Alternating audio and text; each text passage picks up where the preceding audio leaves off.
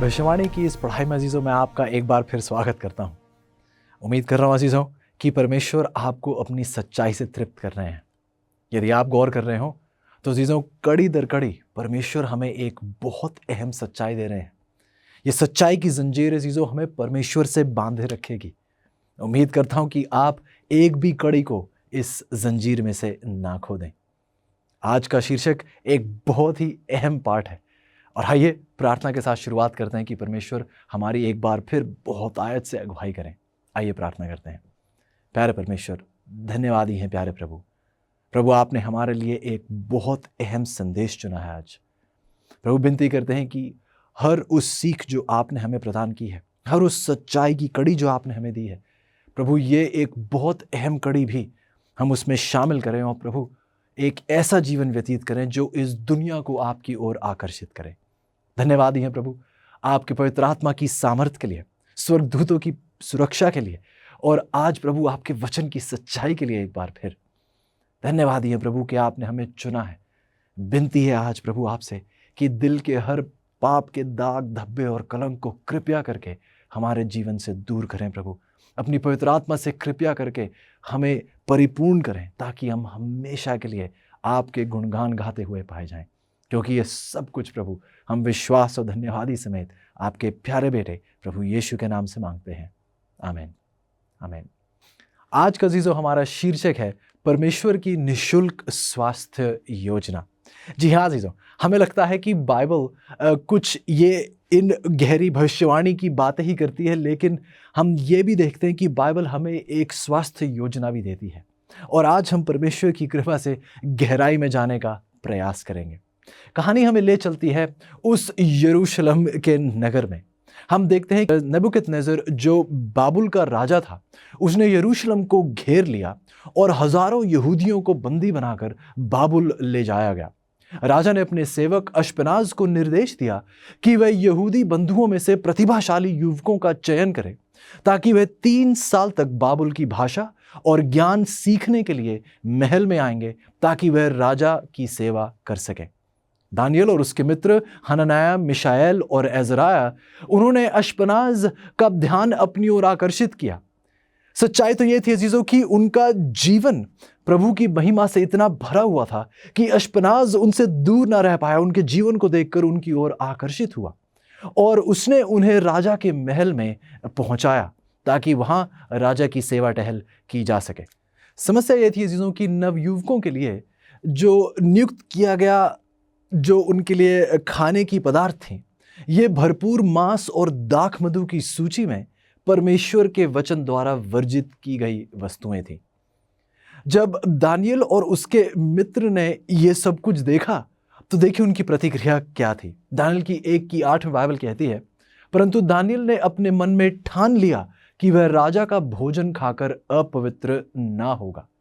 ऐसो दानियल और उसके मित्रों ने पहले ही यह निर्णय ले लिया था। जब उन्हें पता चला कि उन्हें ऐसी खुराक पर जीना पड़ेगा, यहाँ पर उन्होंने पहले ही मेज तक पहुंचने से पहले ही उन्होंने यह चयन कर लिया था कि वह राजा का भोजन खाकर अपने आप को अपवित्र ना करेंगे। अधन्यवादी दिखने की इच्छा के बिना दानियल ने पूछा कि क्या उससे और उसके दोस्तों को खाने के लिए शाकाहारी भोजन और पानी और पीने के लिए पानी दिया जा सकता है। पहले तो राजा के सेवक ने उनके अनुरोध का विरोध किया। वह उससे कहने लगा कि क्या आप इस तरह खाकर स्वस्थ नहीं रह सकते हैं? आप बीमार हो जाएंगे और फिर राजा के सामने मेरा सिर जोखिम में डाल देंगे। लेकिन दानियल ने बहुत विनम्रतापूर्वक उससे 10 दिनों की परीक्षण अवधि का सुझाव दिया, जिसके बाद उनके दृश्यमान स्वास्थ्य की तुलना उस शाही खाना खाने वाले युवकों से की जाती। इस योजना पर सहमति बनी और 10 दिनों तक 4 इब्रियों ने पानी पिया और सादा शाकाहारी भोजन किया। दानियल की 1:15 में नतीजा दिखाया जाता है 10 दिनों के बाद कि दानियल और उसके मित्र उन सभी नौजवानों से अधिक खट्टे खट्टे दिखाई देने लगे जो राजा का खाना खा रहे थे। जो 3 साल बाद इन चारों जवानों की राजा नबूकदनेस्सर ने परीक्षा ली और यह घोषित किया गया कि वह बाबुल के सभी पंडितों की तुलना में 10 गुना तेज थे। बाइबल हमें बताती है कि दानियल लगभग 100 वर्ष तक जीवित था। अजीजों, दानियल और उसके दोस्तों को इतनी गहरी बुद्धि, सेहत और लंबी उम्र देने में अजीजों किस बात ने इतनी मदद की?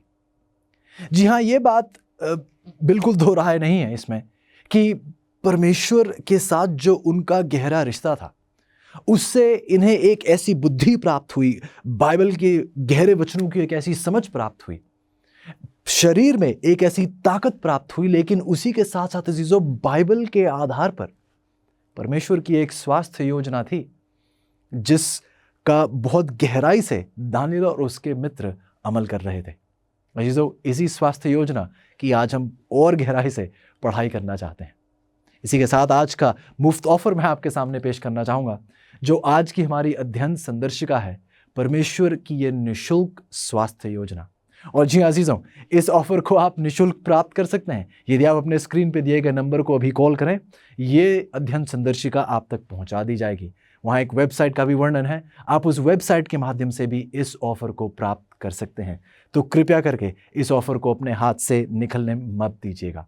गुजारिश वही है अजीजों कि जो सच्चाई आप प्राप्त कर रहे हैं, पूरा प्रयास कीजिए, प्रार्थना कीजिए, ताकि और भी इस सच्चाई से आशीषित हो सकें।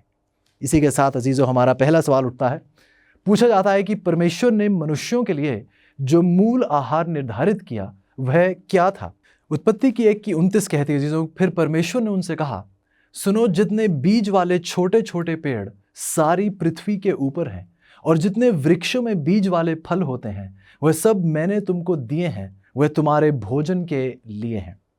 तो यदि आप गौर करें तो बाइबल इस बात को स्पष्ट कर देती है कि मूल आहार जो परमेश्वर ने लोगों के लिए चुना था, मानव की रचना के साथ हम बाइबल का पहला अध्याय पढ़ रहे हैं अजीजों, और बाइबल के पहले अध्याय में ही परमेश्वर मनुष्य की रचना के ठीक बाद मनुष्य को बताते हैं कि आपका मूल आहार ये होना चाहिए। और बाइबल कहती है, परमेश्वर ने बीज वाले छोटे छोटे पेड़, सारी पृथ्वी के ऊपर जितने वृक्ष में बीज वाले फल होते हैं, वह सब परमेश्वर ने अपने लोगों को भोजन के लिए दिए थे। याद रखिएगा अजीजों। दूसरा सवाल पूछा जाता है, आदम और हव्वा द्वारा पाप करे जाने के बाद परमेश्वर ने उनके आहार में जो पूरक भोजन शामिल किया वह क्या था। कुछ और जोड़ा गया था उनके आहार में, यह क्या था? बाइबल बताती है उत्पत्ति की 3:18 में, परमेश्वर ने कहा कि तू खेत की उपज खाएगा।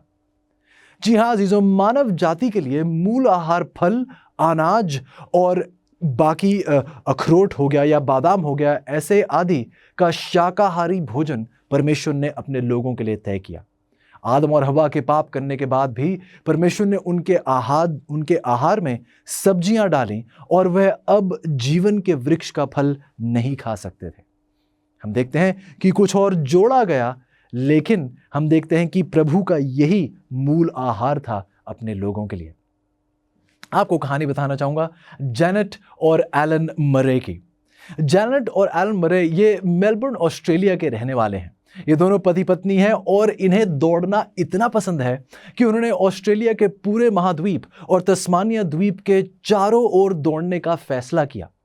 इस 10,000 मील की यात्रा, तकरीबन 20,000 किलोमीटर की यात्रा के लिए उन्हें पूरे वर्ष के लिए प्रतिदिन लगभग 1 मैराथन दौड़ने की आवश्यकता होगी।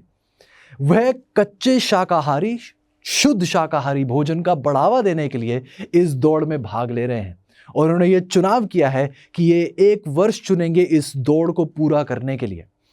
जेनेट का मानना है कि 1 दशक पहले जब उन्हें स्तन कैंसर से वह पीड़ित थीं, तो उनकी चंगाई प्राप्त करने में इस आहार का एक बहुत ही महत्वपूर्ण भूमिका थी उसमें।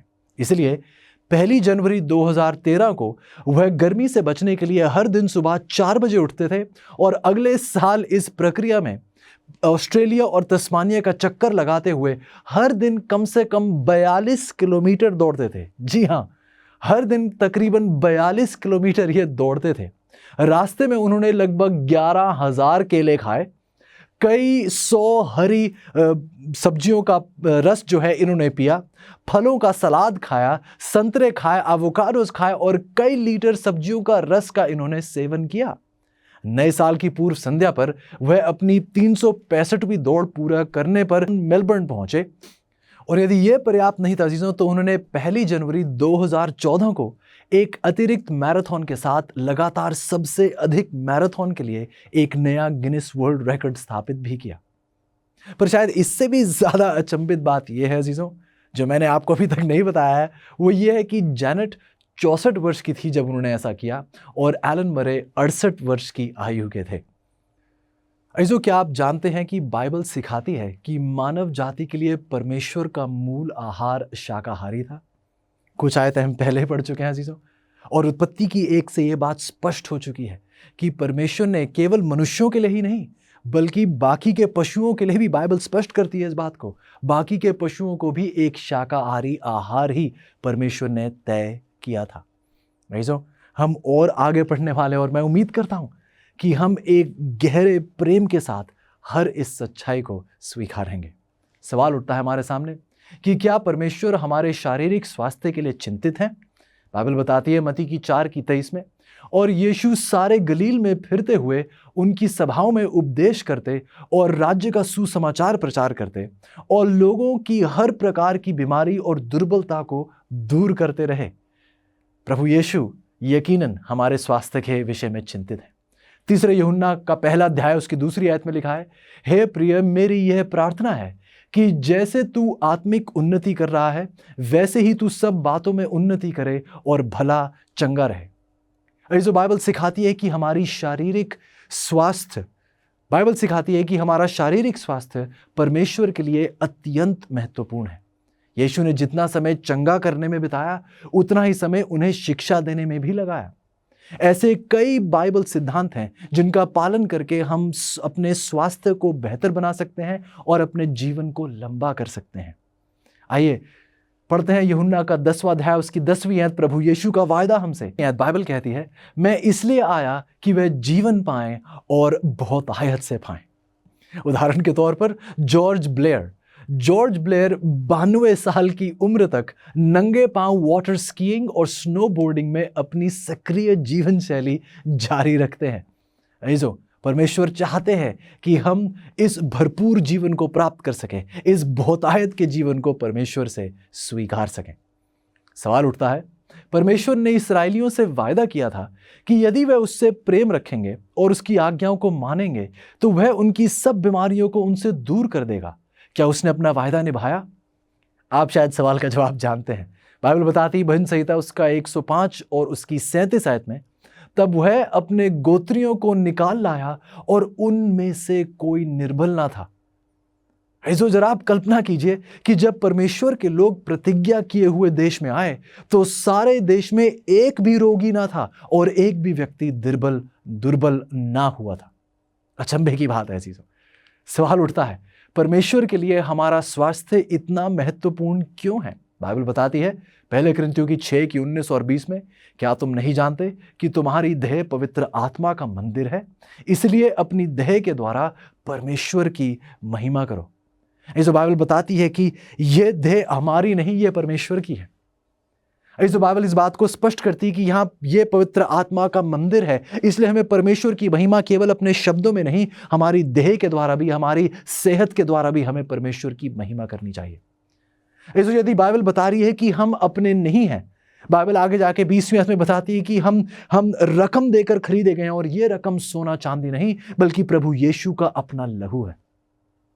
ऐसो यदि हम प्रभु यीशु के लहू के द्वारा खरीदे गए हैं, हम अपने नहीं, ये शरीर हमारा नहीं, तो सवाल उठता है चीजों कि जब ये शरीर मेरा नहीं परमेश्वर का है तो क्या मुझे ये इजाजत दी जाती है कि मैं जो चाहूं इस शरीर में डाल सकता हूं, जब मैं जो चाहूं आहार चुन सकता हूं? जब ये शरीर ही मेरा नहीं है अजीजों, तो फिर इसका आहार चुनने का भी हक मुझे नहीं, केवल परमेश्वर को है। और परमेश्वर ने आहार हमारे लिए चुना है, हमें दिया है, और प्रभु इस बात की उम्मीद करते हैं कि हम प्रभु की दी हुई योजना को स्वीकारेंगे। बाइबल हमें बताती है रोमियो की 12:1 में, अपने शरीरों को जीवित और पवित्र और परमेश्वर को भाता हुआ बलिदान करके चढ़ाओ, यही तुम्हारी यथोचित सेवा है। परमेश्वर चाहते हैं अजीजों कि हमारा शरीर उसका पवित्र निवास स्थान हो, इसलिए हमें उन्हें उनके निवास के लिए एक स्वस्थ स्थान बनाना चाहिए। हमें अपने शरीर को एक स्वस्थ निवास स्थान परमेश्वर के लिए बनाना चाहिए। सवाल उठता है, स्वस्थ जीवन के लिए एक अच्छा बाइबल का नियम क्या है? बाइबल जवाब देती है 1 कुरिन्थियों की 10:31 में, सो तुम चाहे खाओ, चाहे पियो, चाहे जो कुछ करो, सब कुछ परमेश्वर की महिमा के लिए करो। ऐसो बाइबल हमें बता रही है कि अपने खाने पीने में भी चाहे हम जो कुछ भी करें, परमेश्वर हमें कह रहे हैं कि हर बात में, एक मसीही व्यक्ति की हर बात में, उसकी जीवन शैली के हर अंक में केवल परमेश्वर और परमेश्वर की ही महिमा होनी चाहिए। ऐसा हमें जीने का प्रयास करना चाहिए, एक स्वस्थ जीवन जीने का प्रयास करना चाहिए, ताकि हमारी सभी आदतें, खाने पीने से भी जुड़ी आदतें परमेश्वर और केवल परमेश्वर की महिमा के लिए हों। सवाल उठाया जाता है, क्या मसीही लोगों को मादक पेय का उपयोग करना चाहिए? क्या ये उचित है? ये जो दुखद बात है, शायद बहुत से लोगों को मसीही लोगों की पहचान ही, शायद बहुत से लोग मसीही लोगों की पहचान इस प्रकार करते हैं कि मसीही लोग बहुत ऐसी मदिरा पीते हैं। लेकिन बाइबल देखिए क्या कहती है। नीति वचन की किताब 20 अध्याय पहली आयत, मदिरा और यवसुरा लोगों को काबू में नहीं रहने देते, वह मजाक उड़वाते हैं और झगड़े करवाती है। जो कोई उसके कारण चूक करता है वह बुद्धिमान नहीं। जो मादक पेय पवित्र शास्त्र द्वारा स्पष्ट रूप से वर्जित है। जब आप बाइबल में, उदाहरण के तौर पर जब आप बाइबल में दाखमधु शब्द पढ़ते हैं, यह दाखमधु शब्द अजीजों दो तरीके से इसका अनुवाद किया जा सकता है। दाखमधु उस कण्वित शराब, उस कण्वित मदिरा को भी दर्शाता है, और दाखमधु का प्रयोग दूसरी जगह भी किया जाता है, और संदर्भ यह तय करता है कि वहां दाखमधु का अर्थ क्या है। दाखमधु का अर्थ वो ताजा अंगूरों का रस भी होता है।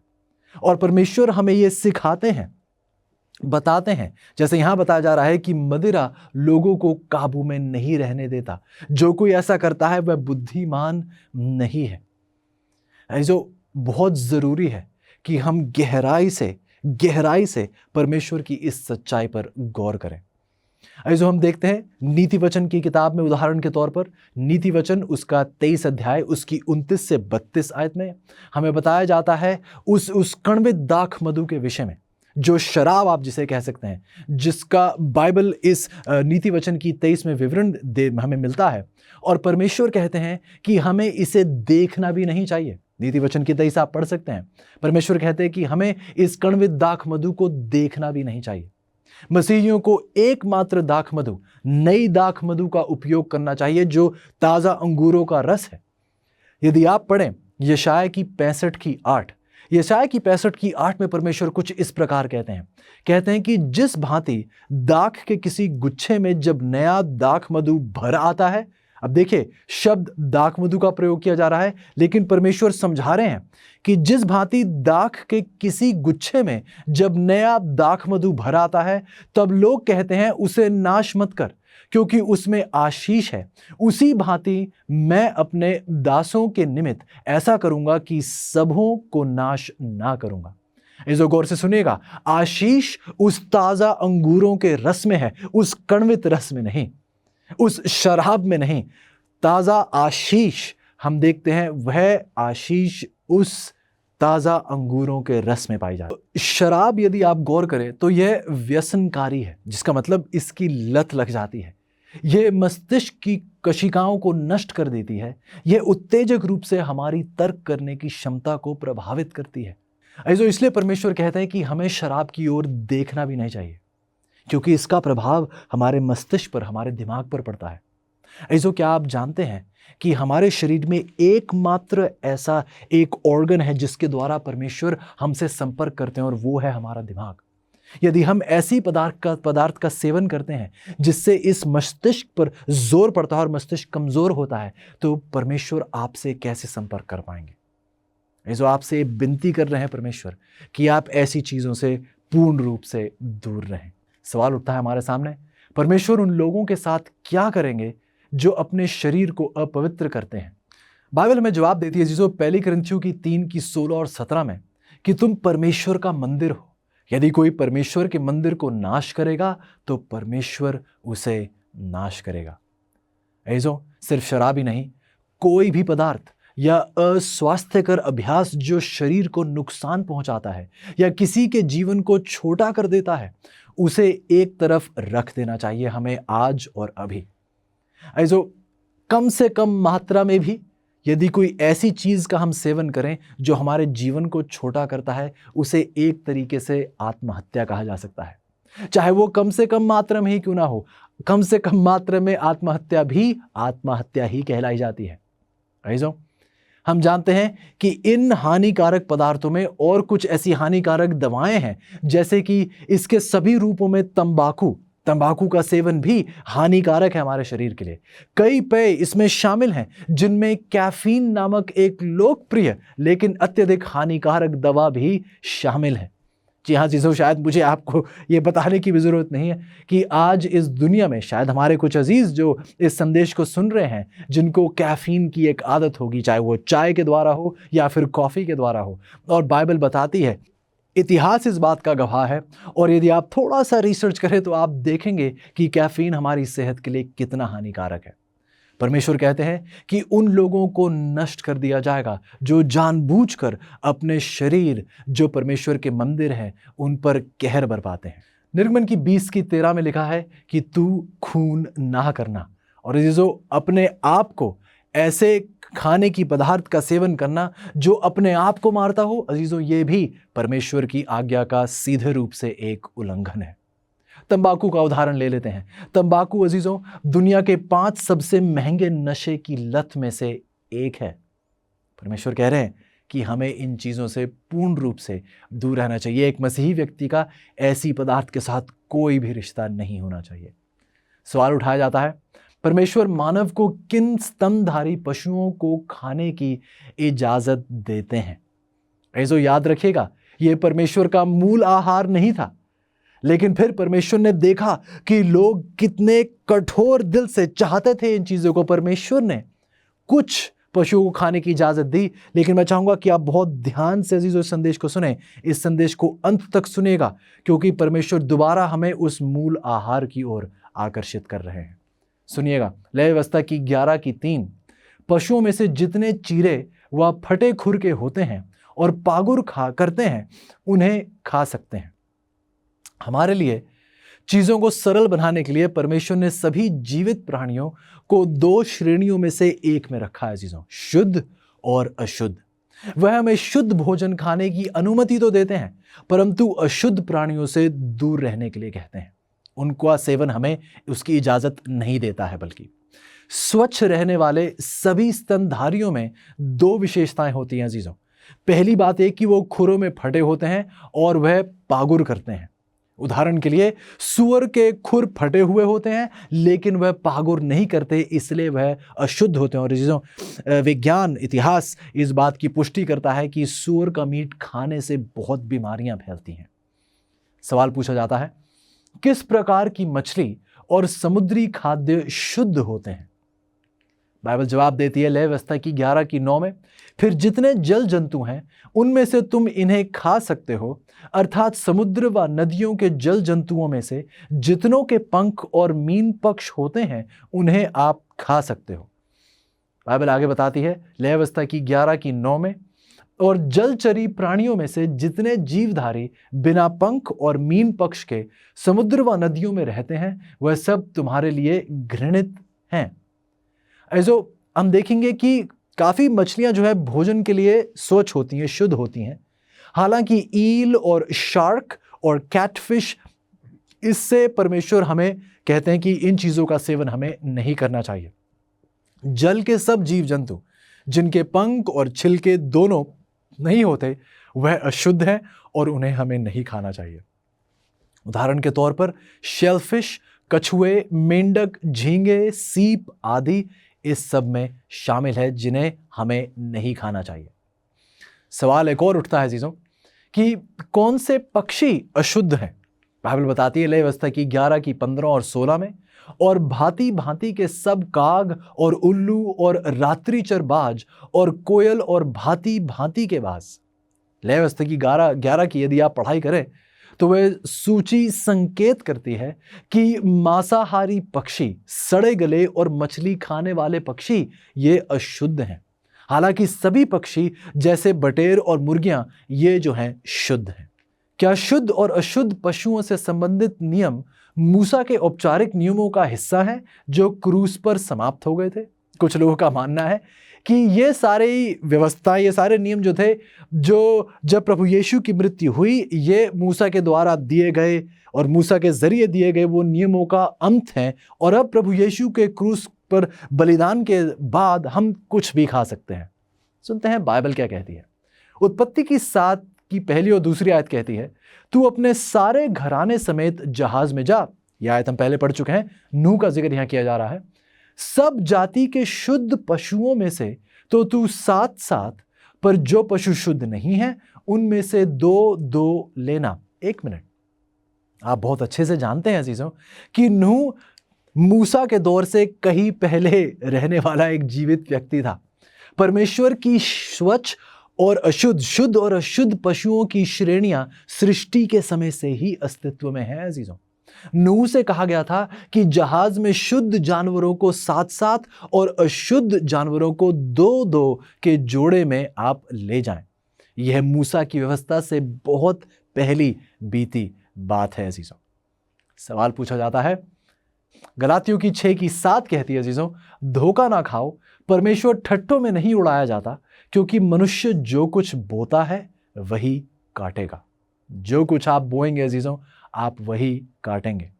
जिस पदार्थ का आप सेवन कर रहे हैं, आपके शरीर पर उसी प्रकार की या तो हानि होगी या फिर लाभ होगा। परमेश्वर ने हमारे सामने अपनी आज्ञा स्पष्ट की है और इस उम्मीद में है प्रभु कि हम परमेश्वर की स्वास्थ्य योजना को स्वीकारेंगे। हमारे टूटे हुए संसार के लिए क्या प्रभु की योजना जानना चाहते हैं? जैसे हम बाइबल की भविष्यवाणी देखते हैं, आप अपनी सबसे बड़ी चुनौतियों के लिए भरोसेमंद हल प्राप्त करना चाहते हैं। प्रोत्साहित करने वाली और प्रकाशन देने वाली amazing facts Bible study guide Bible पर आधारित 27 टॉपिकल लेसन्स प्रदान करती हैं, जिसमें सुंदर ग्राफिक्स और स्पष्ट उत्तर दिए गए हैं, जिसे समझना बहुत ही आसान है। हर बाइबल स्टडी गाइड आपको व्यवहारिक उत्तर की ओर लेकर जाती है, आपके जीवन के सबसे महत्वपूर्ण सवालों के लिए। मैं कैसे तंदुरुस्त संबंध पा सकता हूँ, यीशु मसीह फिर से कब और कैसे आएंगे, और भी बहुत कुछ।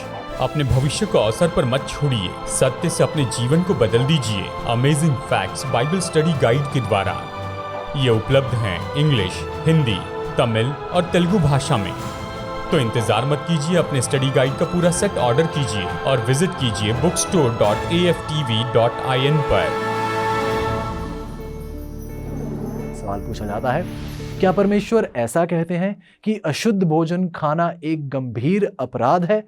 तैयार हो जाइए अजीजों, बाइबल स्पष्ट करती है इस सवाल का जवाब। यशायाह की 66 की 15 और 17 में लिखा है, क्योंकि देखो यहोवा आग के साथ आएगा, उसके रथ बवंडर के समान होंगे, जिससे वह अपने क्रोध को जलजलाहट के साथ प्रकट करेगा, जो लोग अपने को पवित्र और शुद्ध करते हैं। यशायाह की 66 की 17 में लिखा है, और सूअर व चूहे का मांस और घृणित वस्तुएं खाते हैं, वह एक ही संग नाश हो जाएंगे, यहोवा की यह वाणी है। जी हाँ अजीजों, बाइबल इतनी सीधी और स्पष्ट है कि इसे गलत तरीके से आप नहीं समझ सकते हैं। प्रभु भला इनसे स्पष्ट और क्या शब्दों का इस्तेमाल करते। अपने दूसरे आगमन पर बाइबल बता रही है, प्रभु उन लोगों को नष्ट कर देंगे जो जानते हैं कि उसके वचन की क्या आवश्यकता थी, जो जानते हैं कि उसके वचन में क्या बातें शुद्ध मुकर्रर की गई थी और क्या पदार्थ जो है वो अशुद्ध मुकर्रर की गई थी। फिर भी यदि वह सूअर का मांस खा रहे हैं और अन्य अशुद्ध भोजन का सेवन करते हैं, तो बाइबल कहती है वह नाश किए जाएंगे। लेकिन मैं जानता हूं कुछ अजीजों के जहन में अभी भी एक सवाल है, और वो सवाल है इस विषय में। प्रेरितों के काम की 10 के अध्याय में वह पढ़ते हैं कि पतरस को एक स्वप्न दर्शन दिखाई दे, और वह कहते हैं एक मिनट, फिर पतरस के स्वप्न दर्शन का क्या? आइए पढ़ते हैं बहुत गौर से। प्रेरितों के काम की 10 की 28 में लिखा है, परंतु परमेश्वर ने मुझे बताया है कि किसी मनुष्य को अपवित्र या अशुद्ध ना कहूं। तो आइए अजीजों, पतरस के दर्शन को समझने का प्रयास करते हैं। कई लोगों ने अशुद्ध जानवरों को खाने को सही ठहराने के लिए उस बड़ी चादर जो पतरस को दर्शन में दिखाई दी गई थी, और कहा जाता है कि उस दर्शन के द्वारा हम ये मानते हैं कि अब हम कुछ भी खा सकते हैं। ऐसे यदि आप गौर करें तो एक बड़ी चादर पतरस के दर्शन में दिखाई दी, जिसका उपयोग करने की कोशिश उन्होंने की है। वह कहते हैं कि इस चादर पे जो दिखाया गया था ये सब हम कुछ खा सकते हैं। वह कहते हैं कि इससे साबित होता है, इस स्वप्न दर्शन से साबित होता है कि यीशु ने अपने चेलों को सिखाया है कि वह किसी भी जीवित प्राणी को खाना उनके लिए ठीक है, ये प्रभु के द्वारा स्वीकार्य है। इसलिए हर बार वह कहते हैं कि वो जो चादर जब वह नीचे आई और पतरस से अशुद्ध जानवरों को मारने और खाने के लिए आदेश दिया गया, तो पतरस का उत्तर क्या था? प्रेरितों के काम की 10:14 में पढ़ सकते हैं। पतरस उनसे कहता है कि नहीं प्रभु, कदापि नहीं, क्योंकि मैंने कभी कोई अपवित्र या अशुद्ध वस्तु नहीं खाई है। ऐसो ध्यान दें कि प्रभु यीशु की शिक्षा सुनने के 3.5 साल बाद भी पतरस को जरा सा भी संकेत या आभास नहीं हुआ था कि अशुद्ध भोजन खाने की अब अनुमति दी गई है। ऐसो ये भी ध्यान देना योग्य बात है कि पतरस ने अपने दर्शन में कभी भी चादर से खाने के लिए कुछ नहीं लिया। गौर कीजिएगा, चादर के पतरस के दर्शन का उद्देश्य कभी भी अशुद्ध पशुओं के खाने को पवित्र करना नहीं था। पतरस स्वयं 28 आयत में वह खुद इस दर्शन का अर्थ समझाते हैं। आइए साथ पढ़ते हैं। परंतु परमेश्वर ने मुझे बताया है कि किसी मनुष्य को अपवित्र या अशुद्ध मैं ना कहूं।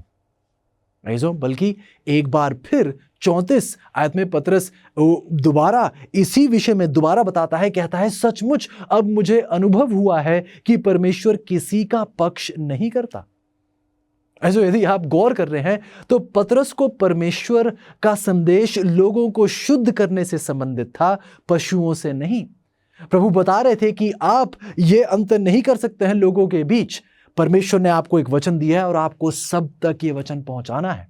यह दर्शन यहूदी शिष्यों को प्रभावित करने के लिए दिया गया था कि वह अन्य जातियों को अशुद्ध ना कहें, और यह कि सुसमाचार को दुनिया के सभी लोगों के लिए स्वतंत्र रूप से घोषित किया जाना चाहिए। ये उस वचन की सीख है। तो आइए अजीजों, हम जब भी बाइबल का अध्ययन करें तो एक संदर्भित रूप से पढ़ें। जब भी हम एक आयत पढ़ें तो आइए उसके आसपास की आयतों को नजरअंदाज ना कर दें। बाइबल कभी भी अजीजों अपने बरखलाफ नहीं जा रही है। परमेश्वर का वचन प्रभु के वचन के बरखलाफ नहीं जाएगा। इसलिए जब आप ऐसी आयतों पर आते हैं तो संदर्भ पढ़िए और परमेश्वर का जवाब आपको स्पष्ट शब्दों में मिलेगा। सवाल पूछा जाता है, मसीही लोगों के लिए एक अच्छा बुनियादी स्वास्थ्य नियम क्या है? और यह नियम बहुत जरूरी है अजीजों, गौर से सुनिएगा। पहले कोरिन्थियों की 9:25 कहती है, प्रत्येक प्रतियोगी जो प्रवीणता का प्रयास करते हैं उसे हर प्रकार का आत्म संयम करना होता है। जो संयम का अर्थ है उन चीजों से पूरी तरह बचना जो हानिकारक है, और अच्छी चीजों में संयम का उपयोग करना। यह एक बहुत महत्वपूर्ण स्वास्थ्य संदेश है अजीजों हमारे लिए। यदि हम आत्म संयम का प्रयोग करेंगे अपने जीवन में, यदि आत्म संयम हम अपने जीवन में अमल करेंगे तो हम एक बहुत ही स्वस्थ जीवन जी पाएंगे। एक और सवाल उठता है, क्या बाइबल के स्वास्थ्य सिद्धांत आज भी उपयोगी हैं? जी हाँ अजीजों, और आप शायद हैरान रह जाएंगे। मैं अभी आपको एक एक कर बाइबल के कुछ बहुत ही अहम स्वास्थ्य सिद्धांत आपके सामने पेश करूंगा, और जो चीजें हमें लगती हैं ये आजकल की आधुनिक विज्ञान है, बाइबल ने अरसों पहले हमें ये सच्चाई प्रदान कर दी है। उदाहरण के तौर पर लय व्यवस्था की 13:46 हमें सिखाती है कि संगरोध प्रक्रियाएं, शायद मेरे कुछ अजीजों के लिए, मेरे लिए भी ये बहुत बड़ा हिंदी का शब्द था, लेकिन संगरोध प्रक्रियाएं आजकल के माहौल में आप इससे अच्छे से वाकिफ होंगे, इसे क्वारंटीन कहा जा सकता है। और बाइबल बताती है कि यह क्वारंटीन संक्रामक रोगों को नियंत्रित करती है। बाइबल इस बात का सबूत देती है। इस कोविड के आने से कई अरसे पहले बाइबल ने इस बात को पहले ही समझा दिया था कि संगरोध प्रक्रियाएं संक्रामक रोगों को नियंत्रित करती हैं। जी हाँ जी, बाइबल हमें यह भी बताती है व्यवस्था विवरण के 23:12 और 13 में कि मानव अपशिष्ट को गाड़ा जाना चाहिए। मानव के शरीर से जो गंध पदार्थ निकलते हैं वह सब गाड़े जाने चाहिए। बाइबल हमें यह भी बताती है लय व्यवस्था की 17:15 और 16 में कि शरीर और कपड़ों को धोना कीटाणुओं को नियंत्रित करता है। बाइबल की यह सीख है अजीजों। लय व्यवस्था की 18, नीति वचन की 5:1-12 और कुलुस्सियों की 3:5 और 6 हमें सिखाती है कि एक नैतिक जीवन शैली यौन रोगों को रोकती है, उस पर एक रोक लगाती है। लय व्यवस्था की 3:17, लय व्यवस्था की 7:22-24 हमें सिखाती है कि पशुओं की चर्बी हमें नहीं खानी चाहिए। बाइबल हमें आगे ले व्यवस्था की 19 की 17 और 18, नीति वचन की 15 की 16 में और इब्रानियों की 12 की 14 और 15 में यह सिखाती है कि घृणा और कड़वाहट स्वास्थ्य के लिए हानिकारक है। जी हाँ अजीजों, केवल खाने की पदार्थ ही नहीं, आपकी सोच भी आपके स्वास्थ्य पर बहुत गहरा प्रभाव डालती है। और जो लोग एक घृणा और कड़वाहट में जीते हैं अजीजों, वह अपने स्वास्थ्य को बहुत हानि पहुंचाते हैं। वैज्ञानिक रूप से अजीजों यह साबित किया गया है। बाइबल ये भी सिखाती है नीति वचन की 23 की 2 में, आवश्यकता से अधिक खाना हानिकारक है। इसी के साथ साथ भजन संहिता की 127 की 2, मरकुस की 6 की 31 हमें बताती है कि हमारे शरीर को उचित आराम की जरूरत है अजीजों। निर्गमन की 20 की 9 और 10, दूसरे थिस्सलुनीकियों की 3 की 10 हमें सिखाती है कि काम करना बहुत ही महत्वपूर्ण है अजीजों। नीति वचन की 17 की 22, तीमुथियुस की 6 उसकी 6ठी आयत बताती है कि सकारात्मक दृष्टिकोण एक अच्छी दवा है। अजीजों, यदि आप इस दुनियादारी में फंस जाएंगे तो आपकी सोच नकारात्मक हो जाएगी, लेकिन यदि आपकी नजर दुनिया से हटकर परमेश्वर पर है तो परमेश्वर आपको एक सकारात्मक सोच का वरदान देंगे। व्यवस्था विवरण की 12 की 25, निर्गमन की 20 की 5 में बाइबल बताती है कि माता पिता की आदतें बच्चों को प्रभावित करती हैं। ऐसो हजारों साल पहले परमेश्वर ने अपने लोगों को जो स्वास्थ्य नियम दिए थे वह वैज्ञानिक रूप से अपने समय से बहुत ज्यादा आगे थे। केवल हाल के वर्षों में ही हमने ये पहचाना है कि वास्तव में वह कितने महान लाभ प्रदान करते हैं। हाल ही में अब विज्ञान इस बात की पुष्टि कर रहा है कि जो वचन में लिखा है आपके स्वास्थ्य के विषय में वह पूर्ण रूप से कारगर है। तो आइए अजीजों, हम परमेश्वर के संदेश को अनदेखा ना करें।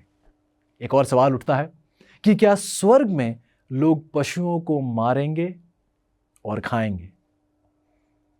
यह एक अहम सवाल है अजीजों, क्योंकि आपने सोचा होगा, इसलिए मैं आपसे विनती कर रहा था कि आप पूरे संदेश को सुनिएगा। क्योंकि यदि आपने संदेश की शुरुआत सुना है तो आप सोच रहे हैं कि अरे मैं ये जो कुछ मांस है ये मैं इन्हें खा सकता हूं, मैं ये मुर्गी या कुछ ऐसे जो पशु खाने की इजाजत परमेश्वर ने दी है, उन्हें शुद्ध कहा है, मैं ऐसे खाने का सेवन कर सकता हूं। लेकिन इसी के साथ साथ अजीजों एक सवाल भी उठता है। प्रभु ने इजाजत तो दी है, पर क्या ये मूल आहार था या फिर लोगों की कठोरता की वजह से परमेश्वर ने इजाजत दी थी? शुद्ध और अशुद्ध में अंतर दिखाया था, लेकिन विज्ञान भी अब इस बात को साबित करता है कि वह मूल आहार ही मनुष्य की सेहत के सबसे ज्यादा लाभदायक है। तो अजीजों, सवाल पूछा जा रहा है कि क्या स्वर्ग में हम पशुओं को मारकर खाएंगे?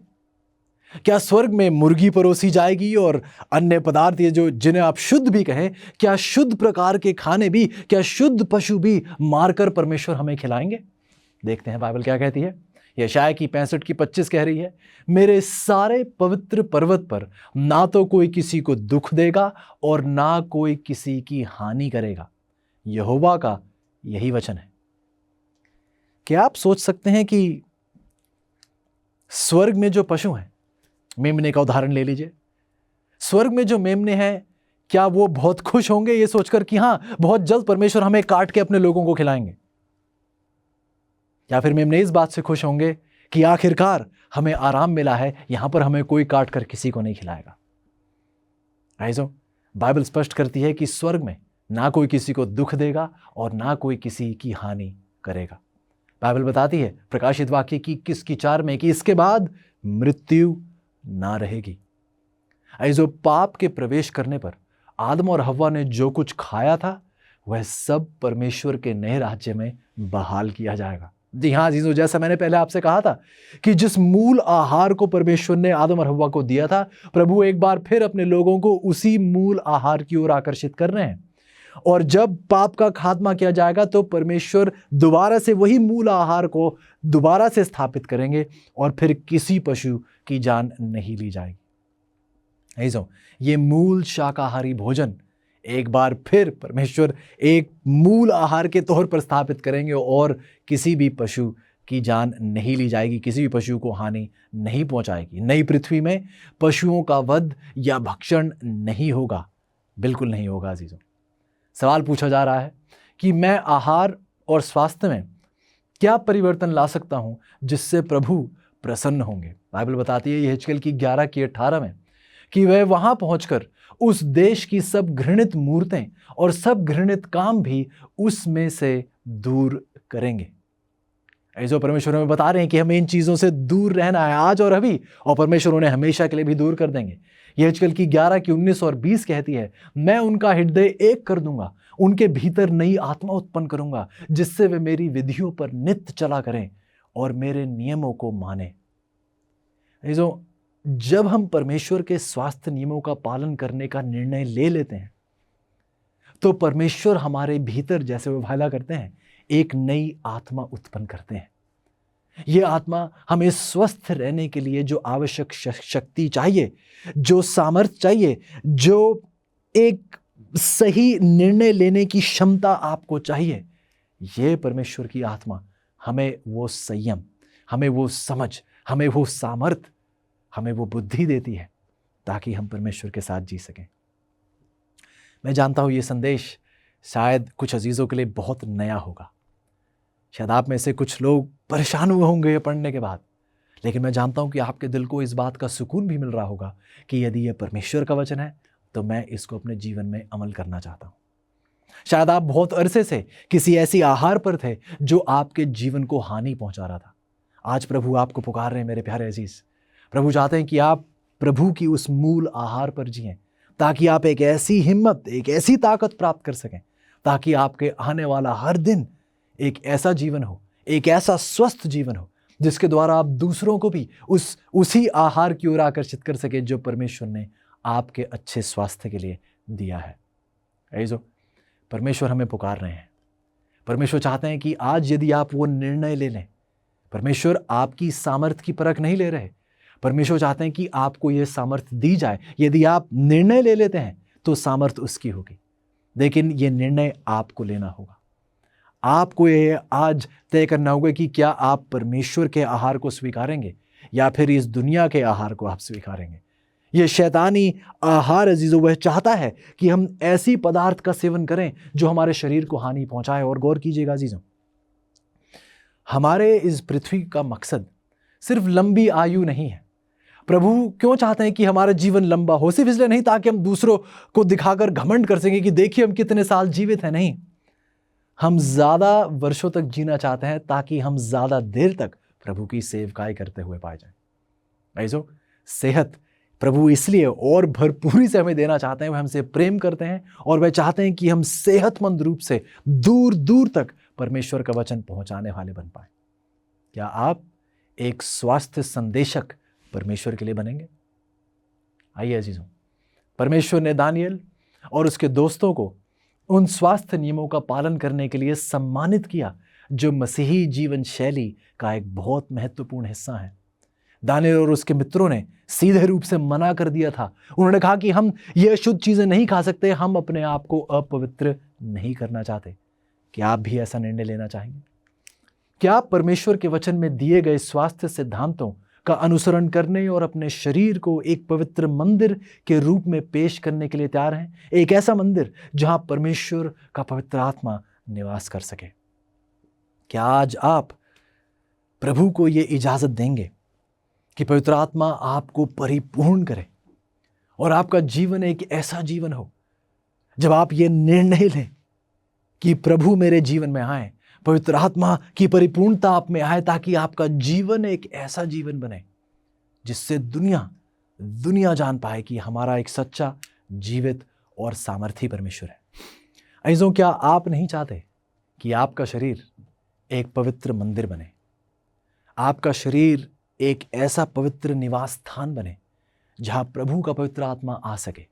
लेकिन हम जानते हैं कि यह जब तक आप इजाजत नहीं देते, प्रभु जबरदस्ती से आपको पवित्र आत्मा का वरदान नहीं देंगे। परंतु यदि आज आप निर्णय ले लें तो आप उस पवित्र आत्मा को पुकार रहे हैं ताकि वो आपके जीवन में आपको आकर आपको वो सामर्थ्य दे सके, वो बुद्धि दे सके, वो निर्णय लेने की क्षमता दे सके, ताकि आप हमेशा हमेशा के लिए प्रभु के साथ चलते हुए पाए जाएं। ऐसो आज परमेश्वर आपको पुकार रहे हैं। परमेश्वर पुकार रहे हैं क्योंकि वह चाहते हैं कि आप एक स्वस्थ जीवन जिएं। शायद मेरे कुछ अजीज हैं जो इस संदेश को सुन रहे हैं और किसी बीमारी से जूझ रहे हैं। मेरी आपसे दिली गुजारिश है प्यारे अजीज कि आप अपनी बीमारी से हटकर उस परमेश्वर पर भरोसा रखें। परमेश्वर आपको एक सेहतमंद जीवन देने की शक्ति और हिम्मत देना चाहते हैं। आइए परमेश्वर पर भरोसा करें और अपने आप को संपूर्ण रूप से परमेश्वर के हाथों में रख दें। यदि आपकी इच्छा है तो आइए साथ प्रार्थना करते हैं। प्यारे परमेश्वर, धन्यवादी हैं प्यारे प्रभु, आपने एक बार फिर हमें पुकारा है। प्रभु, आपने एक बार फिर हमें ये सीख दी है कि आपका आगमन बहुत जल्द है। प्रभु, आपने हमें यह बताया है कि आप बहुत जल्द आकर अपने लोगों को अपने साथ ले जाना चाहते हैं। प्रभु, विनती है कि हम समय से पहले खत्म ना हो जाएं। प्रभु, विनती है कि आप हमारी मदद करें कि हम अपना खून करने से रुक जाएं। प्रभु, हमें लगता है कि शायद किसी के गोली चलाने से या किसी के चाकू से मारने से किसी का वध हो रहा है, लेकिन प्रभु, गलत पदार्थ का सेवन करने से हम अपने आप का खून कर रहे हैं। चाहे छोटी से छोटी मात्रा में हम कर रहे हो प्रभु, लेकिन आत्महत्या ही है। विनती करते हैं प्रभु कि आप हमें इस पापी सोच से छुटकारा दिलाएं। विनती है प्रभु कि आप हमें अपनी पवित्र आत्मा से परिपूर्ण करें, ताकि हर बीतता पल हमें आपकी ओर खींचता चला जाए। प्रभु, मदद करें हमारी, ताकि हम एक स्वस्थ जीवन जीकर दुनिया के कोने कोने तक आपका शुभ संदेश पहुंचाने वाले बन पाएं। शुक्रगुजार हैं प्रभु इस आशीष के लिए, और विनती करते हैं कि आपका नाम हमेशा से हमेशा तक ऊंचा उठाया जाए। मैं विनती कर रहा हूं प्रभु अपने अजीजों के लिए जो बीमार हैं, किसी बीमारी से जूझ रहे हैं।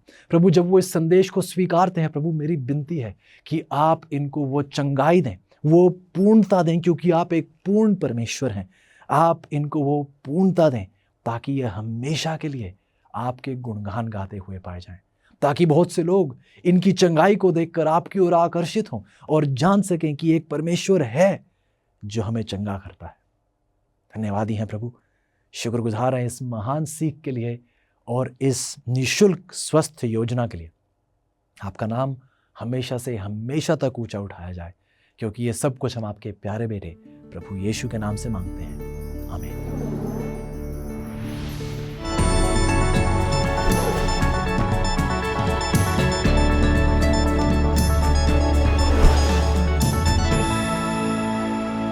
आज के स्मार्टफोन में ये पूरी संसार की जानकारी है जो आपके हाथ की हथेली में आ जाती है और हमारे अंगूठे से हम काम करते हैं। इससे अपने सामान खरीद सकते हैं, कसरत की रेजिम को पूरा कर सकते हैं, वीडियो देख सकते हैं, संगीत सुन सकते हैं। आप इंटरनेशनल वर्ल्ड वाइड वेब को देख सकते हैं, जो कि शायद हमेशा अच्छी बात ना हो। और क्या आप जानते हैं कि इसमें बहुत ज्यादा कंप्यूटर प्रोसेसिंग टेक्नोलॉजी है। इस छोटे से स्मार्टफोन में नासा ने मनुष्य को चांद पर पहुंचाने के लिए जो उपयोग किया उससे बढ़कर है। और मैं तो भूल ही गया, फोन कॉल करने के लिए इसका उपयोग होता है, लेकिन आज इसे कौन करता है? आज की बातचीत में कोई वाक्य ही नहीं रहते हैं।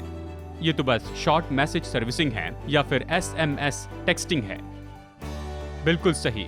लगभग इस पूरे संसार में 2.5 बिलियन लोग हैं जो अपने दूसरे मनुष्यों के साथ में संपर्क करते हैं शॉर्ट बाइट्स में, जिसे टेक्सटिंग कहते हैं। और इसके लिए ज्यादा डाटा उपयोग होता है वेब सर्फिंग या फिर वीडियो गेम खेलने से भी बढ़कर। और दोस्तों, इससे बढ़कर कहीं उपयोग नहीं होता यहाँ फिलीपींस से बढ़कर। और बस फिलीपीन में तो 100 मिलियन लोग रहते हैं, लेकिन ये भेजते हैं इतने ज्यादा टेक्स्ट मैसेज जो पूरे संसार की तुलना में बढ़कर हैं। ये तो 12वां सबसे बड़ा देश है, लेकिन ये भेजते हैं 400 मिलियन टेक्स्ट मैसेजेस प्रतिदिन।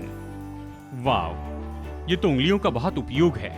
हालांकि फिलीपींस में सबसे ज्यादा टेक्स्ट किए जाते हैं। सबसे तेजी से टेक्स्ट करने वाला रिकॉर्ड तो ब्राजील के नाम पर है। एक जवान जिनका नाम है मार्सेल फर्नांडिस फाइलो, और वो टेक्स्ट कर सकते हैं 25 ऐसे उलझे हुए शब्द लगभग 18 सेकंड में ही। वाह, अगर मैं अपनी पत्नी को टेक्स्ट करूं आई लव यू तो इसके लिए ज्यादा समय लगता है, और सेंड प्रेस करूं अंगूठे से। टेक्सटिंग के बारे में खासियत यह है कि आप कहीं भी टेक्स्ट भेज सकते हैं। लोगों में घिरे और आप व्यक्तिगत संदेश भेजना चाहते हैं तो टेक्स्ट भेजते हैं। अगर आप सबवे में हैं या फिर एयरपोर्ट पर हैं तो टेक्स्ट भेज सकते हैं। अगर आप शोर में घिरे हुए हैं या शोर करने वाले लोगों में हैं तो टेक्स्ट करें। बस ड्राइविंग करते हुए टेक्स्ट न करें। ये बहुत ही अद्भुत है दोस्तों। आप हमेशा संदेश दे सकते हैं परमेश्वर को प्रार्थना के द्वारा। जब आप सोच रहे हैं मैं कौन से स्कूल में जाऊं या फिर मैं कौन सी नौकरी करूं, मैं किससे मिलूं जो मेरे भविष्य का जीवन साथी हो सकता है, आपकी प्रार्थना लंबी न होने पाए। बाइबल की सबसे छोटी प्रार्थना 3 शब्दों की है। पतरस ने कहा प्रभु मुझे बचा ले, और यीशु ने इसका जवाब दिया। चाहे आप कितनी भी रफ्तार से टेक्स्ट करते हैं, जब आप प्रभु से बातें करते हैं जानते हैं वो आपसे क्या मांगता है? आपकी प्रार्थना सुनता है आपके आमीन कहने के पहले ही, सेंड बटन दबाने के पहले। सच में दोस्तों, आप प्रभु को प्रसन्न करेंगे जब आप उसे रेगुलर मैसेज भेजेंगे अपने दिल से उसके पास। तो क्यों न अभी इस समय उससे बात कर ले।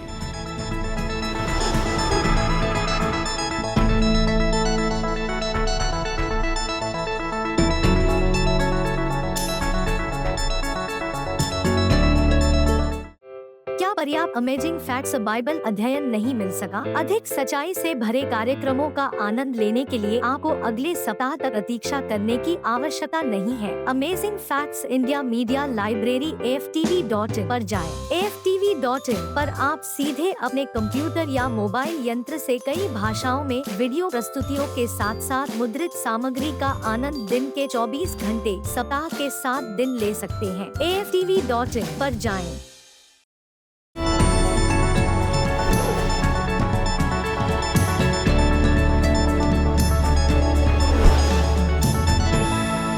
दोस्तों, हम यहाँ पैसिफिक ओशन में हैं और ये फीजी आइलैंड के पास में है। हम गहराई की अद्भुत बातों को देखने के लिए तैयार हो रहे हैं। बाइबल कहती है परमेश्वर ने आकाश, पृथ्वी और समुद्र को बनाया। समुद्र के नीचे बहुत सी सुंदर बातें हैं जो बहुत से लोगों ने नहीं देखी हैं। कुछ लोग बस ऐसे ही ऊपरी सतह पर रहना चाहते हैं, लेकिन अगर समुद्र का महाप्रताप देखना है तो गहराई में जाना होगा।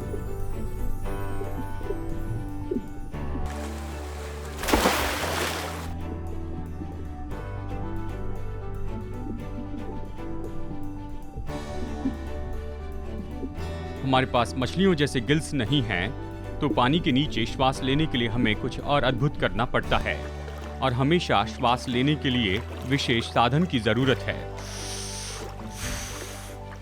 इसी तरह से बाइबल कहती है कि विश्वासी निरंतर प्रार्थना करते रहे। हमेशा हमें स्वर्ग के वातावरण को श्वास के रूप में लेना है यदि हम इस संसार में मसीह जीवन जीना चाहते हैं तो।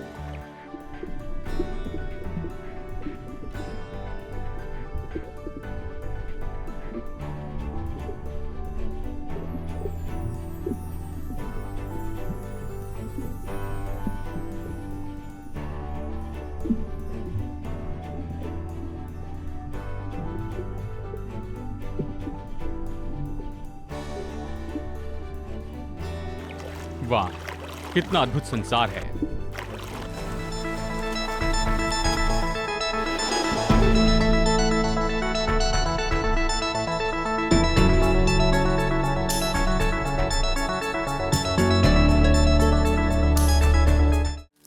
पेड़ सुंदर होते हैं, और क्या यह आश्चर्यजनक नहीं है कि पेड़ बनाने के लिए आवश्यक सब कुछ एक छोटे से बीज के अंदर पाया जा सकता है?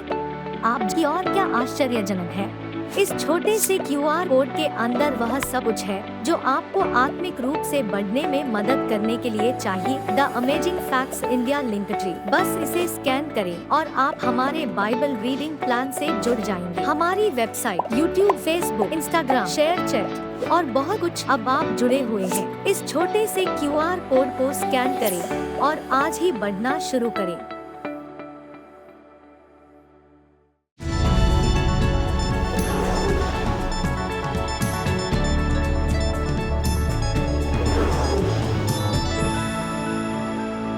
अक्सर कई मौकों पर वैज्ञानिकों ने ये बताया है कि मनुष्य और जानवर भी जब निरंतर अंधकार में रहते हैं तो वो निराशा में चले जाते हैं। आर्कटिक प्रांत में सर्दियों के समय में इसे अक्सर देखा जा सकता है।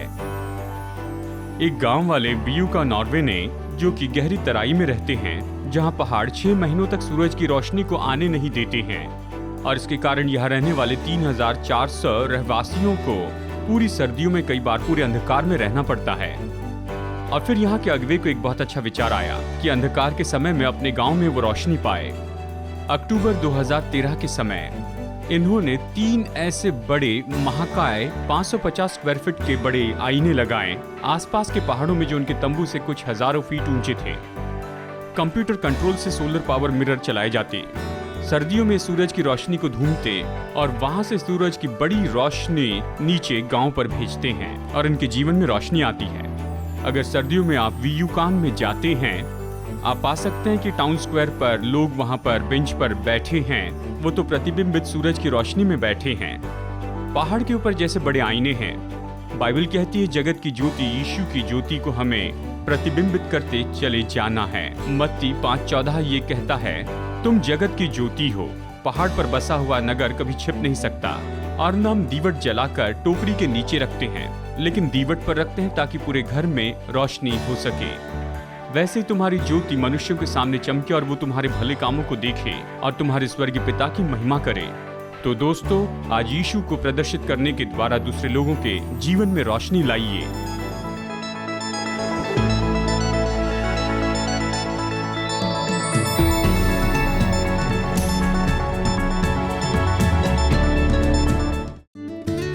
क्या आपके बच्चों को मज़ा करना पसंद है?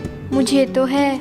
अमेजिंग फैक्ट्स का amazing adventures kids Bible guide बहुत ही सरल है।